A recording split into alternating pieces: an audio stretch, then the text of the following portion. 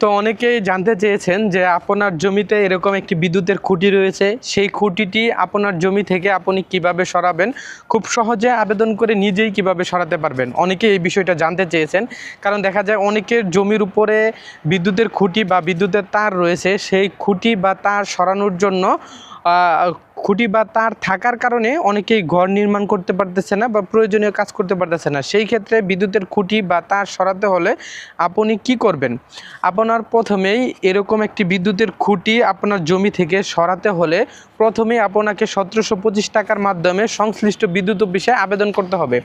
আবেদন করতে আপনার যে সকল প্রয়োজনীয় কাগজপত্র লাগবে, আইডি কার্ডের ফটোকপি এবং আপনার এক কপি ছবি এবং আপনার একটি বিদ্যুৎ বিলের কপি, এই তথ্যগুলো নিয়ে আপনার সংশ্লিষ্ট বিদ্যুৎ অফিসে 1 পয়েন্ট নামক একটি ডেস্ক আছে, সেই ডেস্কে গিয়ে আপনি 1725 টাকার মাধ্যমে যে ফর্মটা আছে সেই ফর্মটা পূরণ করে 1725 টাকা অফিসে জমা দিলে আপনার প্রাথমিক অবস্থায় আবেদনটি কমপ্লিট হবে। তো এই আবেদনটা করার পরে সংশ্লিষ্ট বিদ্যুৎ অফিস থেকে পরিদর্শক এসে বা জুনিয়র ইঞ্জিনিয়ার বা যেই হোক পরিদর্শক এসে আপনি যে জমি থেকে আপনার বিদ্যুতের খুঁটি বা তার সরাতে চাচ্ছেন সেটা এসে পরিদর্শন করবে এবং ডিজাইন বা শিট করে নিয়ে যাবে। আপনি বর্তমানে কোন জায়গায় খুঁটিটা আছে সেটা আপনি আবেদন করে সরায় কোন জায়গায় নেবেন সেই পরিদর্শন বা সেই স্টেকিং শিটটা তৈরি করে নিয়ে যাবে।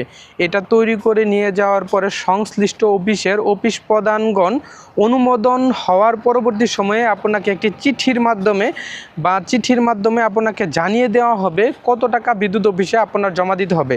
এই ক্ষেত্রে আপনার একটা জিনিস মনে রাখতে হবে, এই বিদ্যুতের খুঁটি বা তার সরানোর ক্ষেত্রে যত টাকা আপনার খরচ হবে সব আপনার নিজের বহন করতে হবে।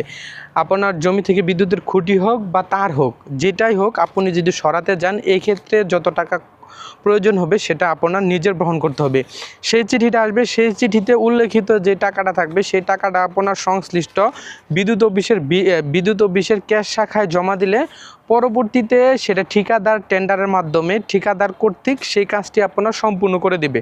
এক্ষেত্রে অবশ্যই লক্ষ্য রাখতে হবে যে আপনার খুঁটিটা আপনার জমি থেকে সরিয়ে যে জায়গায় নেবেন খুঁটিটা সেই জায়গাটা যাতে আপনার হতে হয় বা অন্য কারো যদি সেই জায়গাটা হয়, সেই ক্ষেত্রে যদি পার্শ্ববর্তী গ্রাহক বা সেই গ্রাহক আপনি যেই জায়গায় খুঁটিটা নিতে যাচ্ছেন সেই গ্রাহক যদি বাধা দেয় তাহলে কিন্তু কাজটি করতে পারবেন না।